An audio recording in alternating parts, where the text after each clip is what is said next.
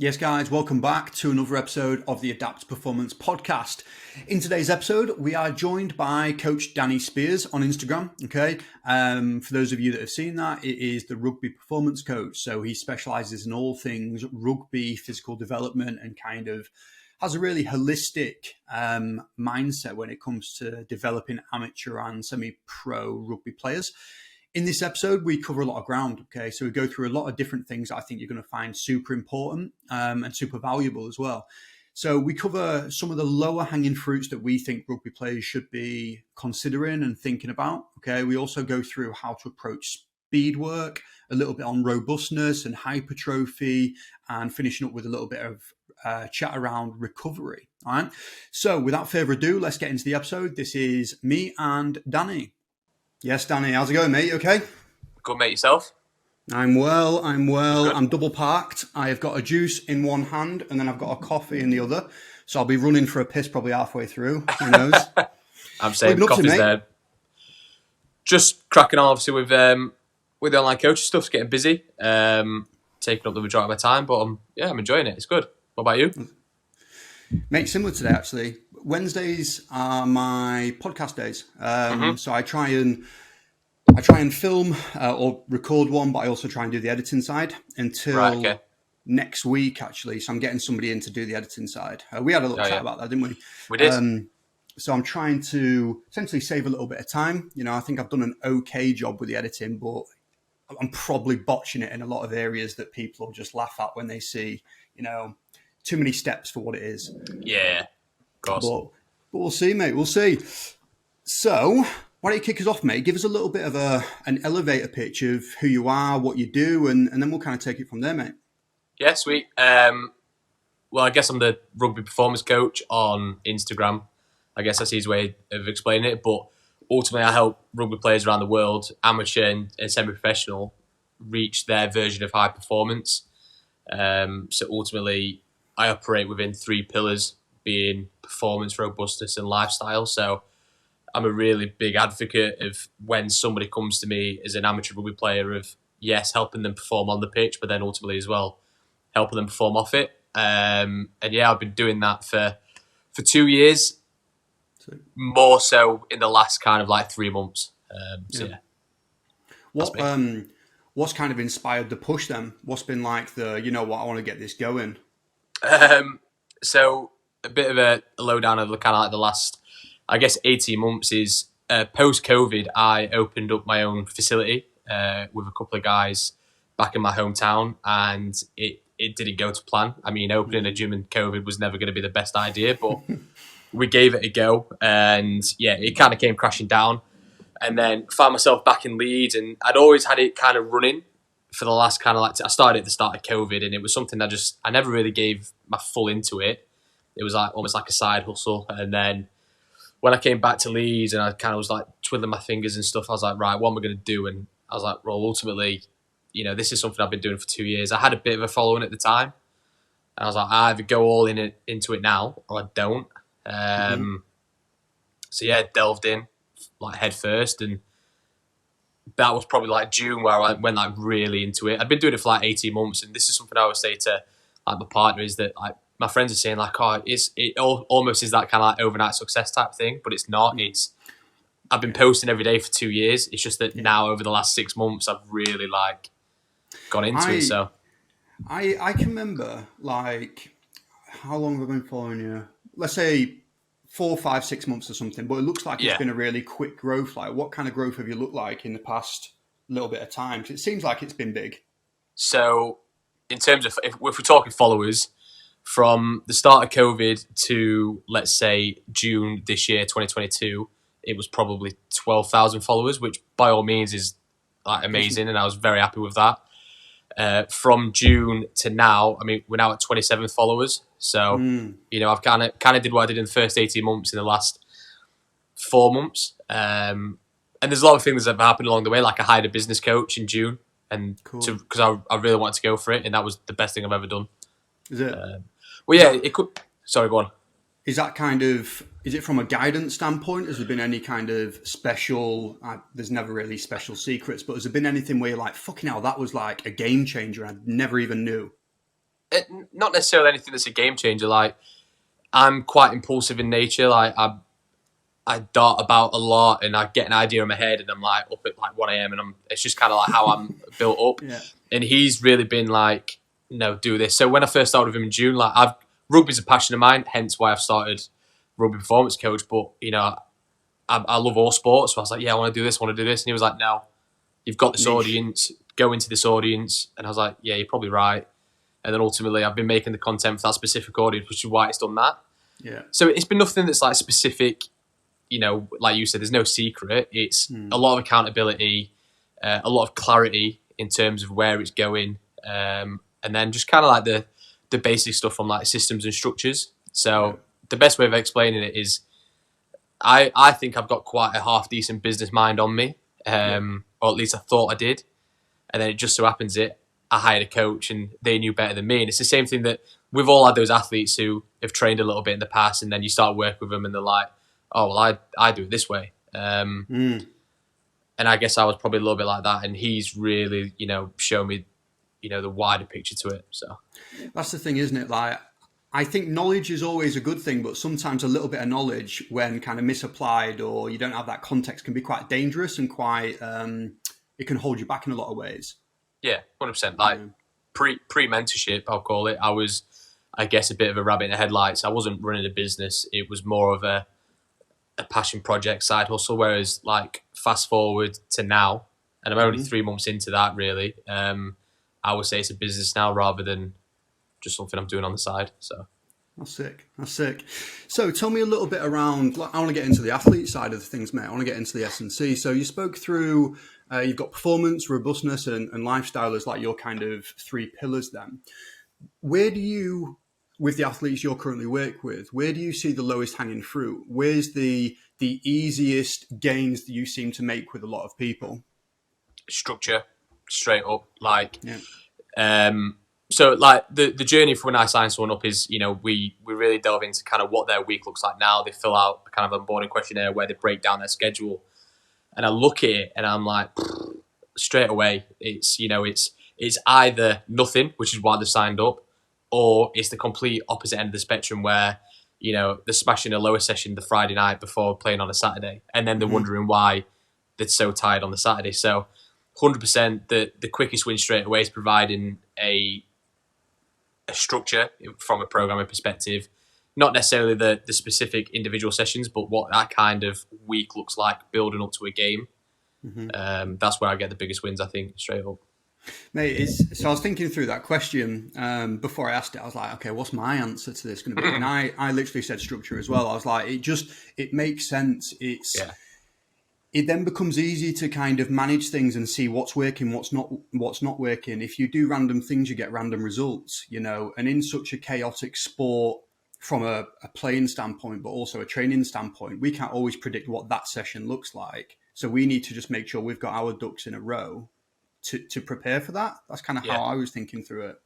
Yeah, it's the same thing. It's just, I think what it comes down to as well is that, like, the athletes I work with who do a little bit too much realise that they don't have to as well. And they realise kind of the performance kind of gains they get from that minimal effective dose rather than trying to fit everything in the week is for what they actually then feel like on the Saturday, because obviously we're in season now for rugby union, is massive. And that's the biggest thing for me as well, is that I always say to all the athletes that I work with, because they are predominantly amateur athletes, is that I want to make sure they go on to the pitch on a Saturday or a Sunday and they enjoy it.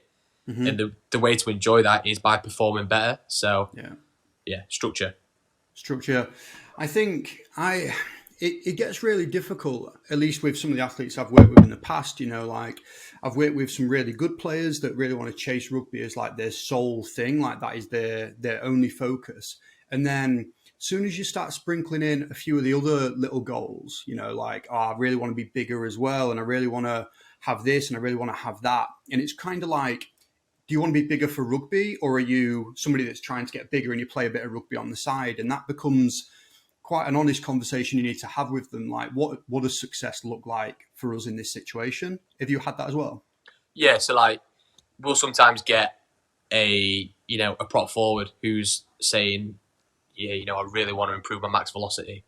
And I'm like, okay, why? You want to improve your max velocity because you want to be fast for something else, or Is it because of the pitch? Because I'm telling you now, we can focus our attention somewhere else. And it's times where I do have to have like serious conversation with athletes if, why they're doing it.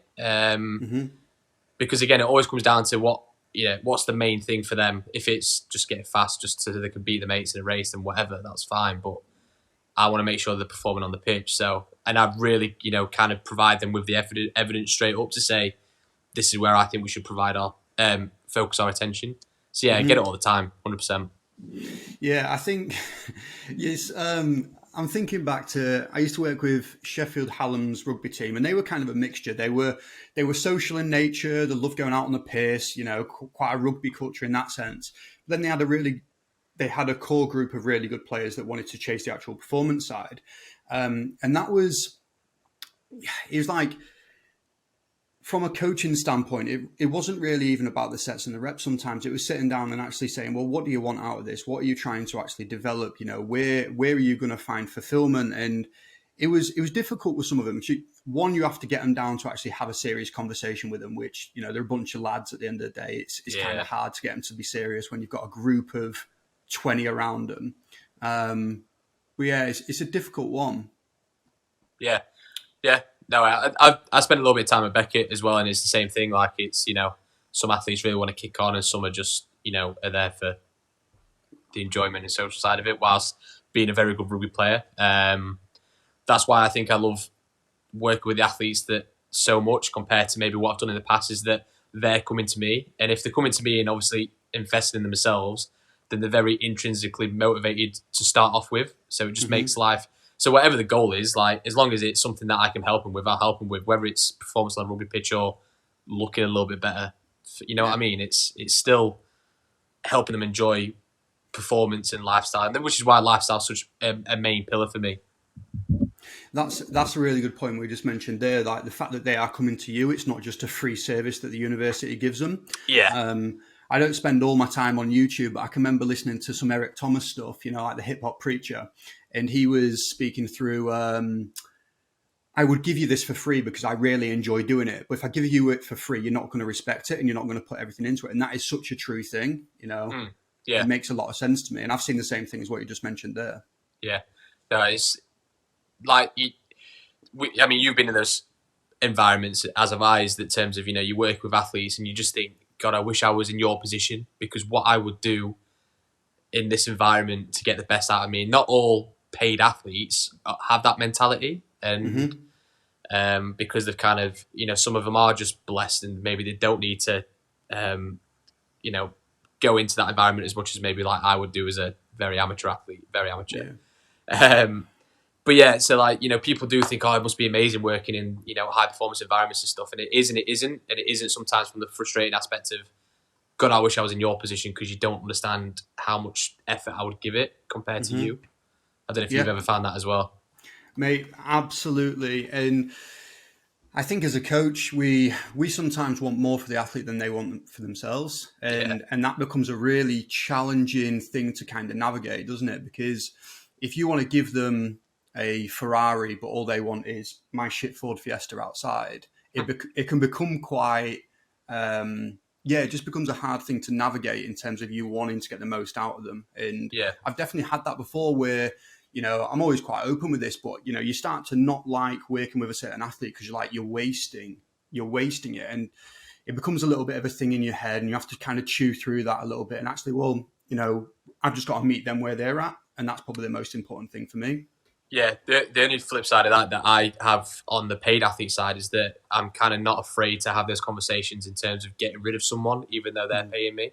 So if I feel like they are not buying into it, if I feel like they may be wasting my time a little bit in terms of, because like you say, I want to get the best out of them. So if I'm looking on True Coach and I'm seeing that they've not boxed off the last 2 sessions, then I'm ringing them and I'm saying, look, what's happening? And that's ultimately taking my time away from another athlete.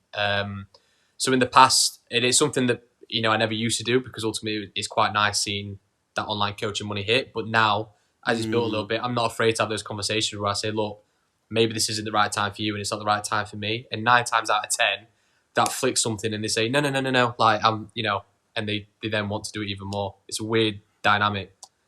It It is. I've had that as well. And I think ultimately being able to have those conversations comes from you being comfortable in your financial situation is a big one, isn't Yeah, it? definitely. Yeah, And that kind of feeds into where I think a lot of professional sport and university sport is really kind of backwards, because sometimes you get S&C coaches like me and you making decisions not based on what's right for the athlete or the performance, but based on me pleasing head of sport who I haven't seen in the gym for 3 years. yeah, It yeah, becomes really difficult, and it's like, well, where are we actually heading with this? It's challenging. yeah. No, it's a weird, it's an interesting dynamic, and it's one that like there's carryovers from both sides and both environments. That like if I was to go back into performance sport, there's a lot I would take from the conversations I've had with athletes who are paying me versus Mm, athletes who are being paid to be there. mm. So it's a learning curve on both sides, definitely. Do you see pro sport or full time sport in your future, or are you happy with where you are and where things are going? It's got to be the right job, which is something that like I'm really happy the fact that I can say that now is that like um, whereas like maybe when I finished my master's degree and we've all been there, you're literally just applying for any job. It's like, yeah, I'll move to Timbuktu for I was about to say, a yeah, you graduate just assistant S&C coach at Aberdeen. Fuck, and I you're don't want like, to go yeah, to I'll go, Aberdeen. and you're like, yeah, I'll go. But Yeah. like, whereas like now I'm in this really good position where if the right role was to come up, yes, I would jump in because ultimately, like we were speaking a little bit before. I've got a family now. We're quite settled where we are, and there's not many places where, as a family, we would move, which is a really nice position to be in now, and which is why like having this business is it's not just freedom, just from like because we were just saying before, like it can get a bit boring at times being at home programming, and I miss that coaching side, but I'm not prepared to move my family to, like you say, Aberdeen or I've never wherever. been. It could And be it you might be a could be nice sick, place. I mate. don't know. It might be a nice Yeah. place, but yeah, yes, potentially, but it's got to be for the right reasons and the right job. Yeah, yeah. So yeah. Nice. So with one of the things I was thinking about before this chat is speed work. Then where does speed work sit within your programming for rugby players? Because that's it's probably one of the more difficult things that you have to try and work with online from my perspective. hmm How are you kind of approaching that topic, and yeah, just how are you going about it? 9 out of the 10 athletes that I work with are probably with me because they want to get faster, and I don't know whether that's because of the content that I put out or because it's a bit of a passion project of mine as well. But ultimately, with amateur rugby players, and I'm going to speak very from an amateur perspective right now, and I'm professional. Um, it's a lot of it is acceleration, so it's literally just acceleration, acceleration, acceleration. Don't really touch on that much max velocity. We'll do some like longer distance work, but I don't focus much of my attention on there. So in terms of the process of how it looks is from a testing perspective, when we get an online client on board, we'll get them to film their sprints and we'll do 10 meter, 20 meter. I then take that into the binary sports app and I will look at it from a very technical aspect. So, and give them specific feedback on positionings and postures and stuff. From a programming perspective, we will get an acceleration session in potentially on a Wednesday, depending on what their training week looks like. I'm thinking from a Tuesday, Thursday training split, which is what most amateur clubs do. And yeah, and the way, do you want me to go into detail and kind of like how I structure my sessions or? Let's do it, mate. I'm Yeah. curious. Yeah. So from an amateur perspective, we'll go pre-ab. So that will look very specific to kind of what kind of niggles they've got, and most of them do. We'll then obviously go into just a general prep work, a potentiation work, where we'll get some form of just like, jumps in just to fire up that neuromuscular system. And then we'll spend a big chunk of the session then working on postures and positions.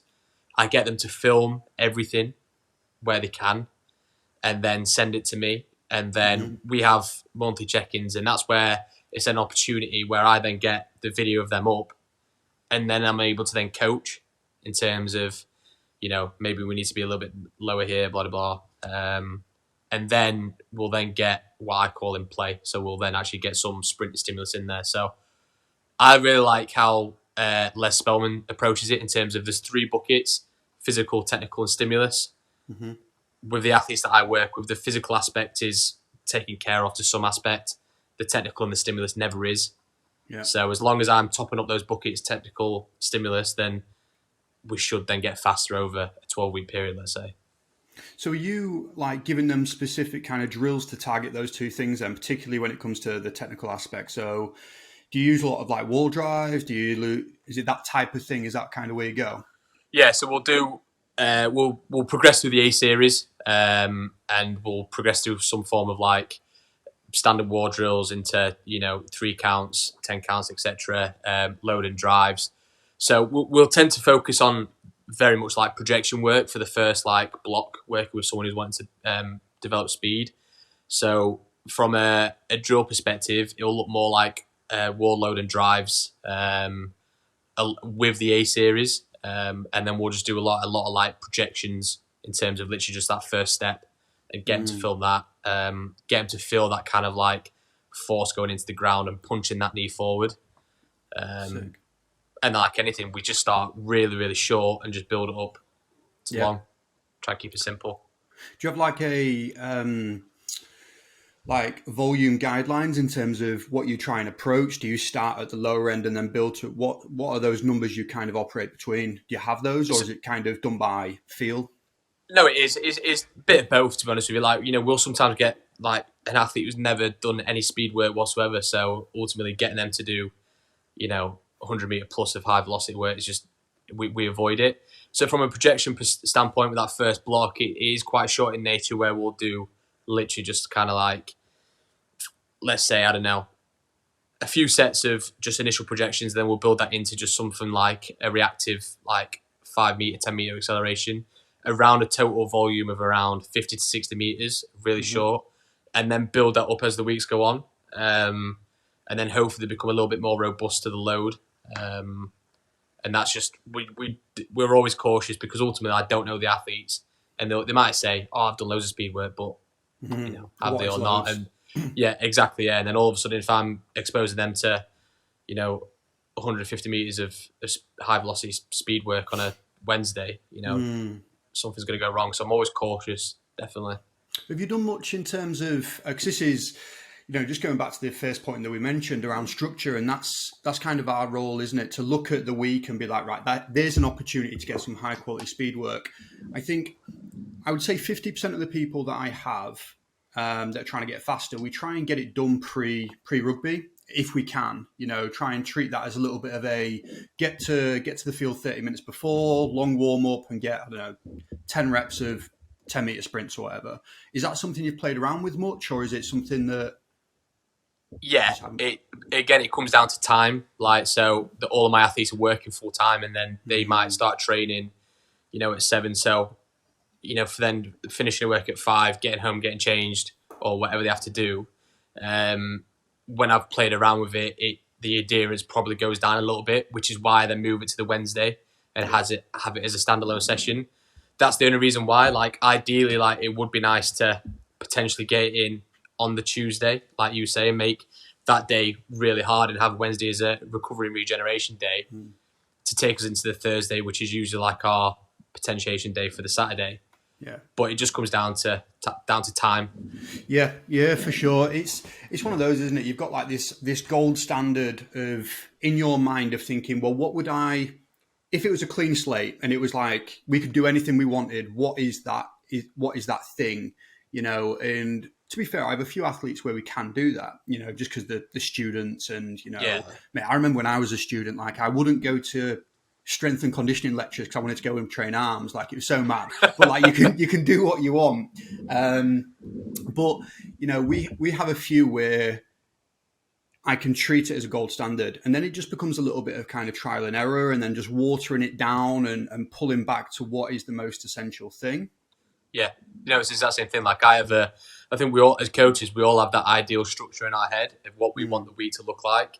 And then I think we all start with that. And then as we learn more about the athlete, as we onboard them, it literally is a scale. That moves to there. Maybe we get rid of that, and you move things around that way. But I think that's a good point. I think as a coach, having some form of, right, this is how I think the week should look like based on my philosophy or whatever, and then building out from that, I think is really important.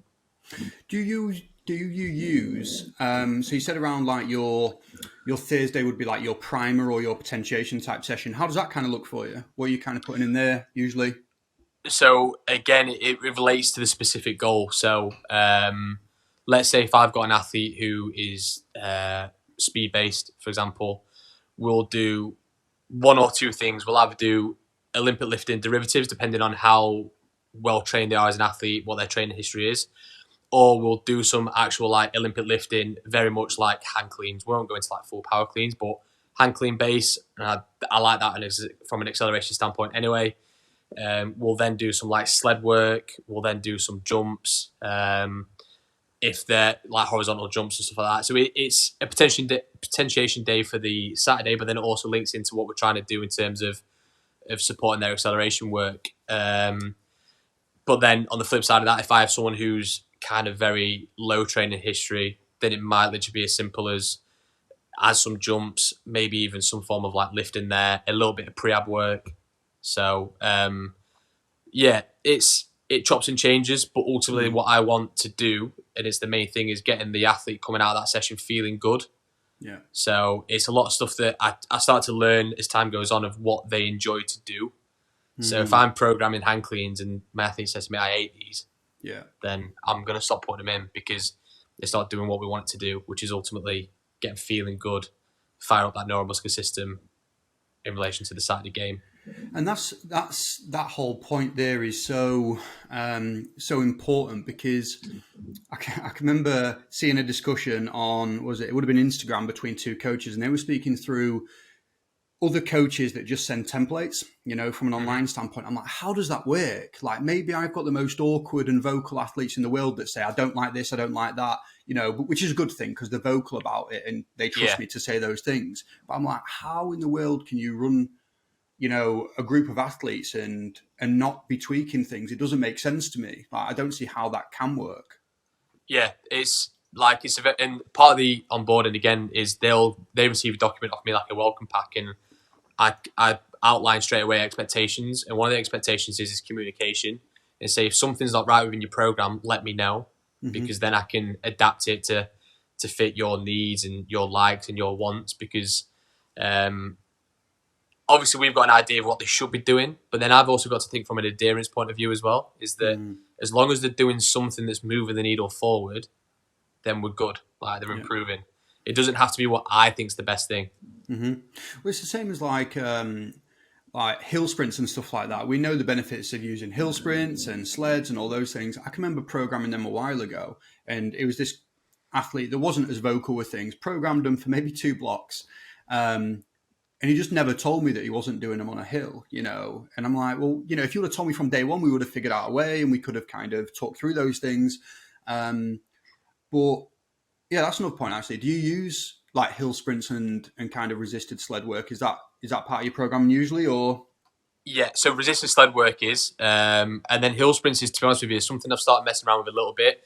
Again, going back to like Les Spellman's work, he's a big advocate for like hill sprints due to the fact that the eccentric load is very low and you can get quite a bit in, and the stimulus is great, and it's not that much, it's not taxing. So it's something that I've played around with myself personally. Like, we've anyone that's from around Leeds will know, obviously, Round Day and the hill there. It's like infamous with Leeds Rhinos as well. Like, every year we go up, but they do it from more of a condition perspective, and kind of like messing around with that in terms of then how I feel the next day. And yeah, so it's something I've started to play around with. Sled work definitely is something that we include. So we might include that as part of like either a Monday session, first day back, which again for me is that I see that Monday session as a potentiation session. So if they enjoy doing those high velocity power based stuff, then we'll include that. And then on a Thursday as well, from a load perspective, we'll go quite heavy for acceleration at the start. So when I'm working on projection, we'll go very heavy, kind of like 70% body weight, and then just as the weeks go on, as we build out in length in terms of speed, we'll reduce the load in terms of what they're, 60%, 50%, 40%, etc. I'm guessing with that, just for anybody that may be using sleds or considering using sleds, I'm guessing you're using like your 70% body weight as kind of a start point, and then just eyeballing it a little bit and seeing the speed.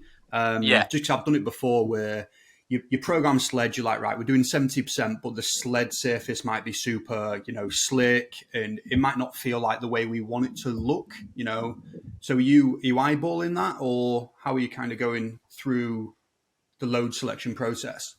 So again, like I get my athletes to film it, and then it comes down to what am I wanting to achieve. So for example, like the reason I like heavy sleds from a projection standpoint is literally you've got to drive to get it moving. You've got to drive into the ground, and you've got to have that piston-like action to get back up if you want to try and move it fast. If I see my athletes, I don't know, kicking the heels back up as they're doing it to try and get it moving, then I'll either try and coach them out of it as I can, or just get rid because it's not doing the thing that I want it to do. Because I see as well, like in that kind of like projection and 5 to 10 meter acceleration phase, is that I use sleds from a technical standpoint as well, and not just from a physical stimulus.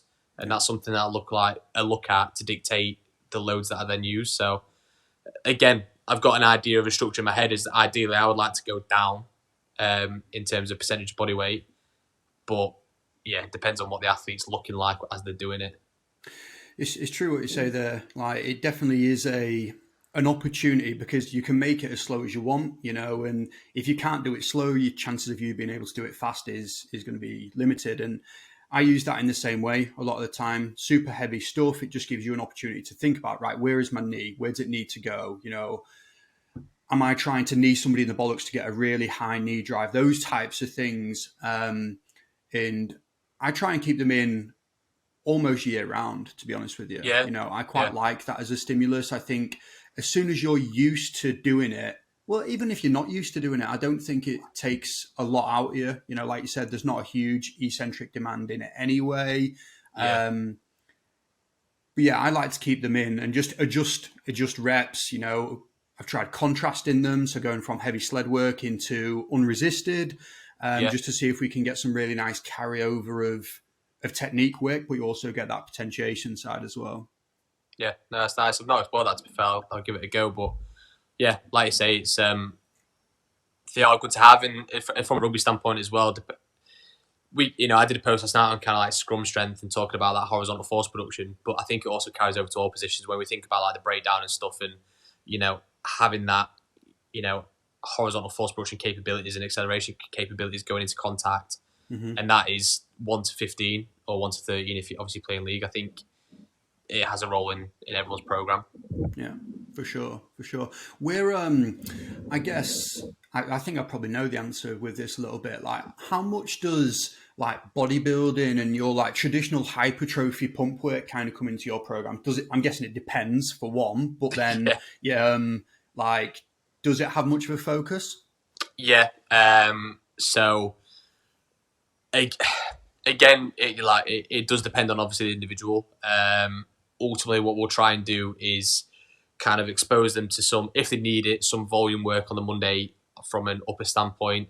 And then if we need to get any higher volume stuff in, then we'll attach it onto in unilateral work on, let's say, the Tuesday, in terms of like if we wanted to build like mass or muscle mass. But so it fits in. It fits in more from, I would say, like a robuster standpoint for the majority. That I don't have that many athletes that come to me saying they want to get bigger, to be honest with you, and I don't know if that's just like an amateur or semi-professional thing. I don't know. Some of them should be. Like when we look at kind of like their mass makeup, etc., versus the standard they want to be playing at, then yeah, they should. But we fit it in, and if we fit it in, it's just kind of fitting it in on that Monday and Tuesday, depending on what their week looks like.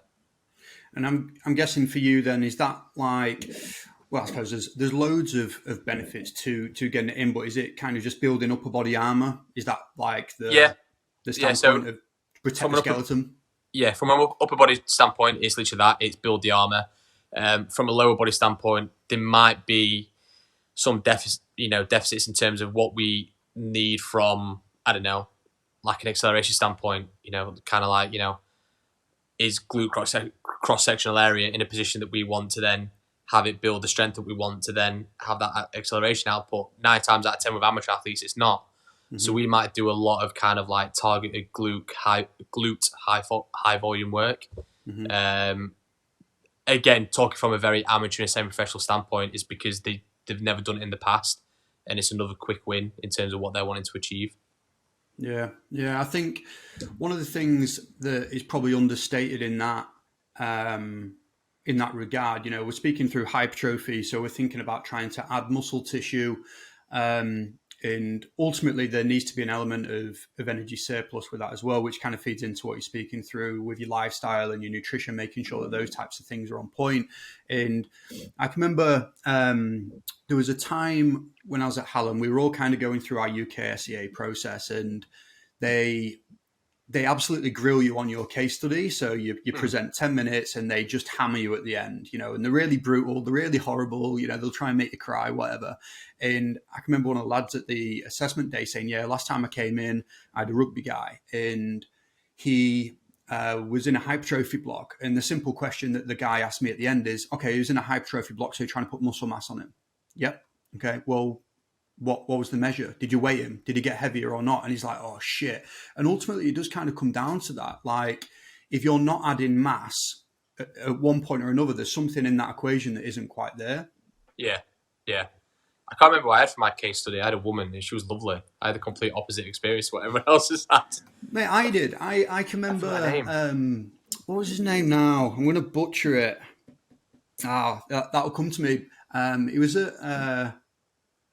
it's gone, but I had netball for my case study. So he's a university level netball player.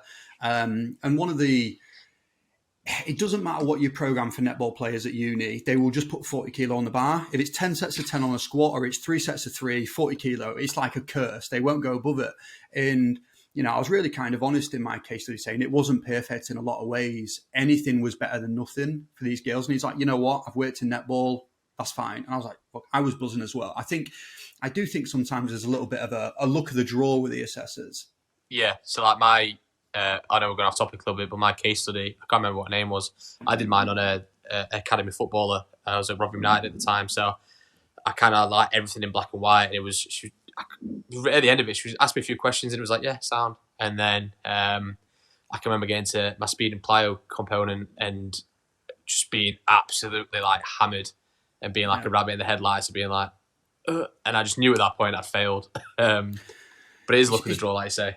Yeah, it's absolutely luck of the draw. And we are going off topic. I think we could probably speak about this for a few hours as well. Yeah, definitely.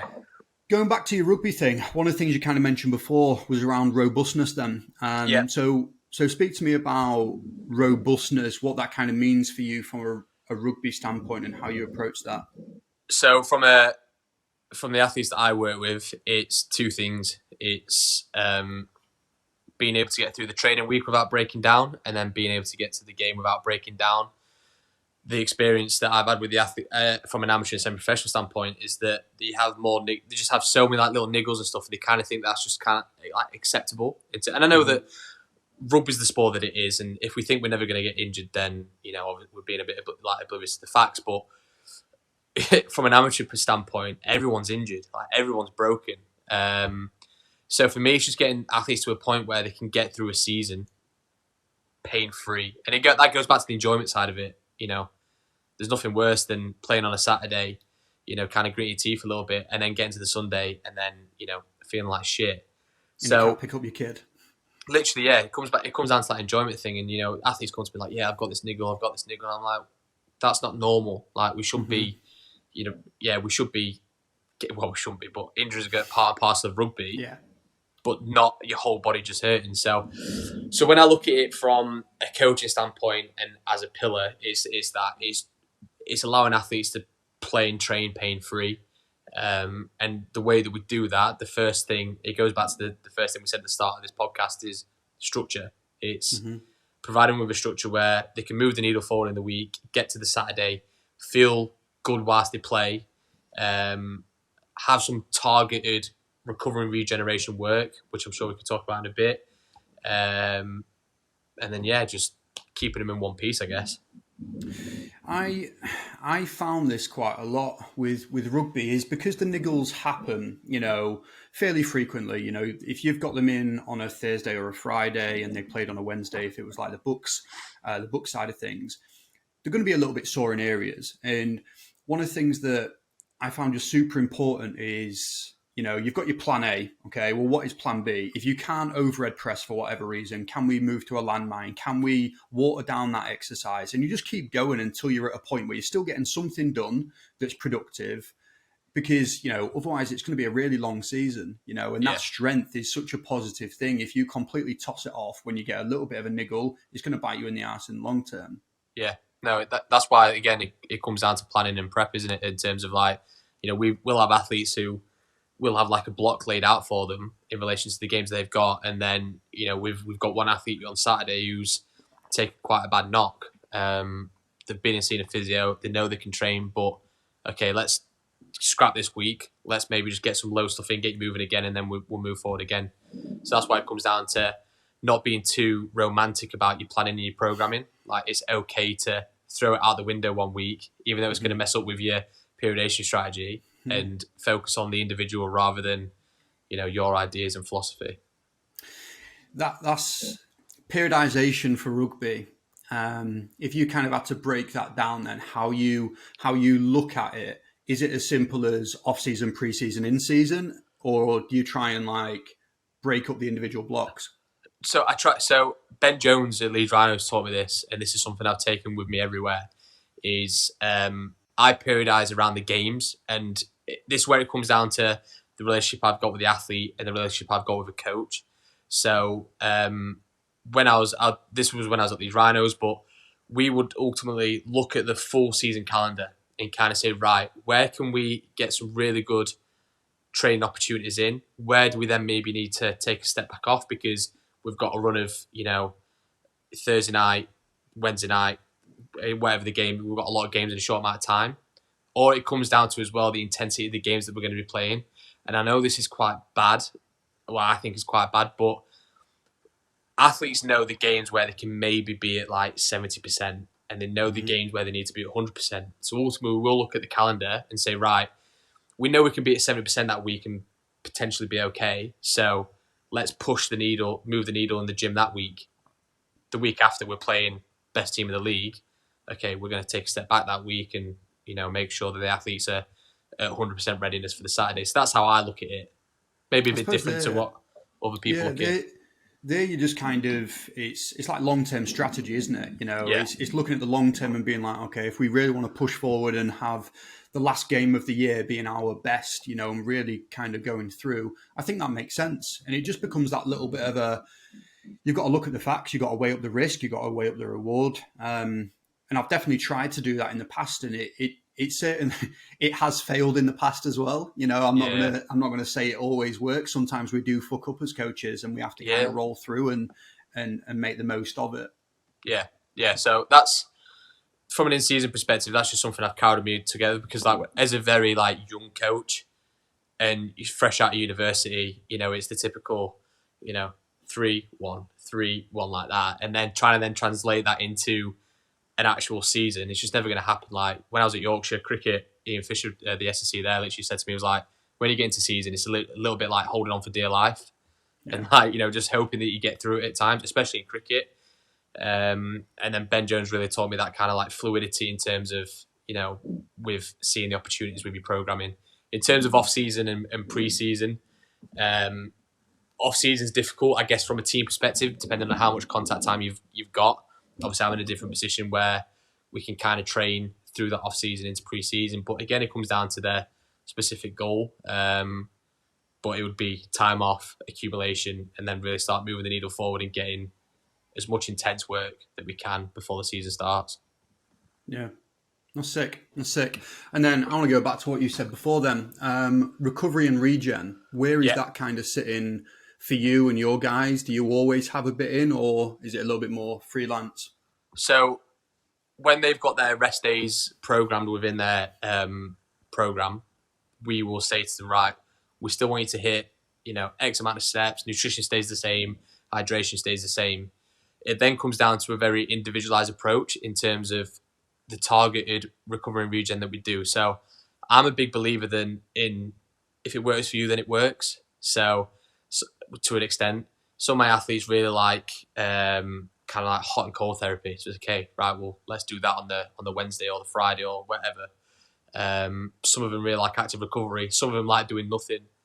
So that's where for me it becomes very like athlete led from a recovery and regen point of view, because athletes know better than themselves how they feel. So I kind of let them lead that, but it comes down to strategy, and that's the same with nutrition and how we operate. Is we don't give set nutrition plans. We don't give set recovery and regeneration plans. I always say the same as like, obviously I've got a little girl, I'm trying to teach her how to brush her teeth. The way I'm teaching her to do it is that if she doesn't do it, her teeth are going to fall out. So it's the same thing with the athletes. Is like, look, this is what you should do.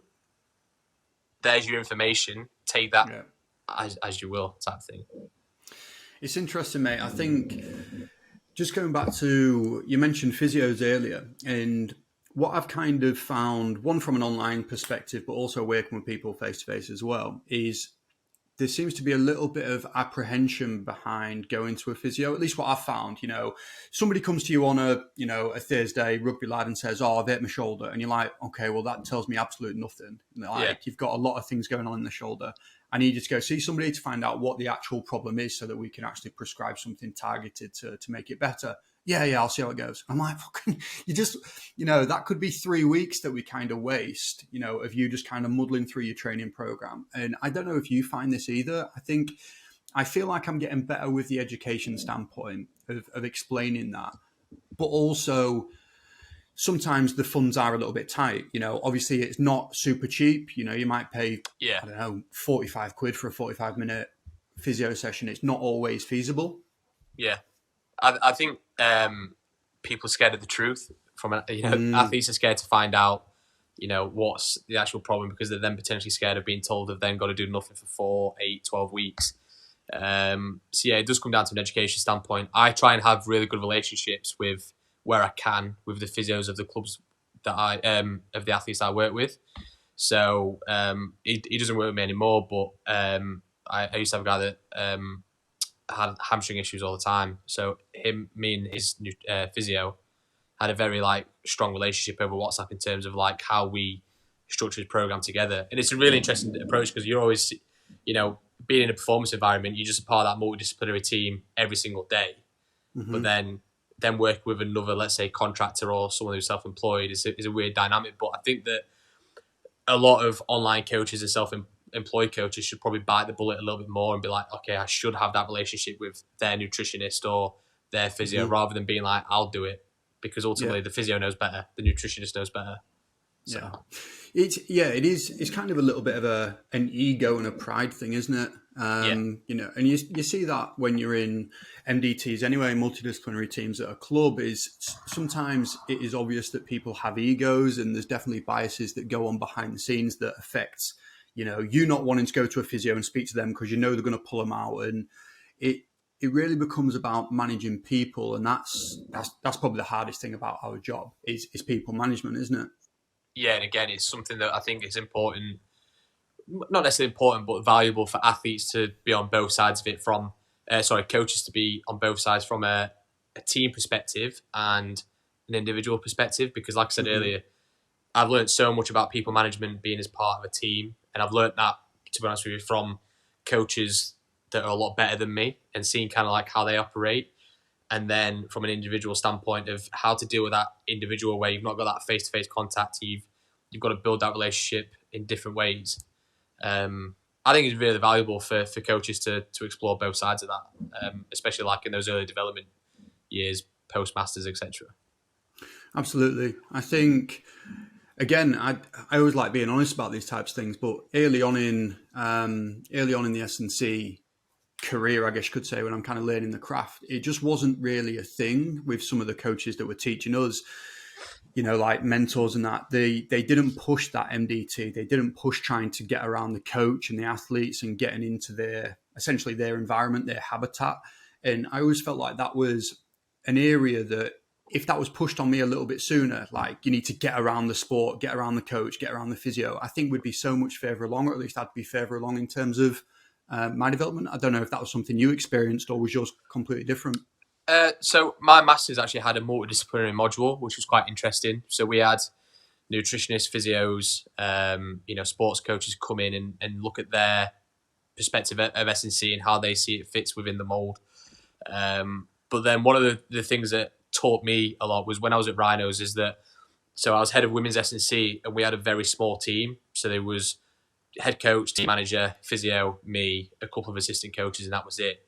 And I got a lot around, like I said, Adam Cuthbertson, who was one of the players at Rhinos, but then he was the women's head coach. And seeing how he operated, I took a lot from that. The way his tone, even like things like tone of voice, the way he spoke to athletes, and spending time with him away from the team as well, and kind of like listen to his thoughts on sport in general, was really valuable for me.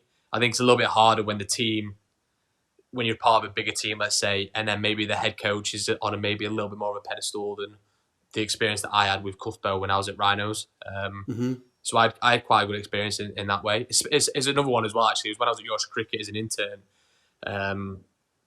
I was really lucky to spend a lot of time with like the head coaches there. So we would have, like, let's say before a county match, we'd have breakfast as a coaching club. So that was like Jason Gillespie, Fish, Koo, who were the SSC and physio at the time. So someone like Jason Gillespie, again, listened to like his thoughts on certain things was a lot that I took away from.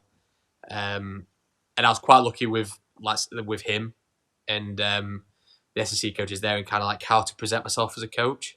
And that was an internship, and they hold me really accountable, not just on like go and do this SSC session, but how I presented myself. So I can remember one day I was, the first team of coaching, and I was like 21 years old, and I was leaning on the wall, and Dizzy walked past me and grabbed me by this and like pulled me just like up a little bit, and he was like, "Don't lean on the wall." Just like little things like that, where I've been quite lucky along the way with the coaches that I've worked with. So yeah. But that stuff is so beneficial, mate, from a young coach, and I've definitely had situations like that as well. Just like body language not being great, and potentially some of the language I've used or tone of voice and how you speak to certain people. I've had some of those things pulled up as well. And I'm like, at the time, it could be the worst thing that's ever happened to you. It's like heartbreaking. Yeah. Like you've upset your parent. It's like, it's bad. But then it is so powerful because you think, no, actually, yeah, I need to be better than this. And I've pulled people up on that as well, and it always, I think I've got better at the feedback stuff, but it does feel like, fuck, I hope you don't take that too much to heart. But it ultimately comes with, is his best interest in mind, isn't it? When you do those types of things. Yeah, it's an art at the end of the day, isn't it? Coaching, and again, maybe this is something that's maybe not taught as much.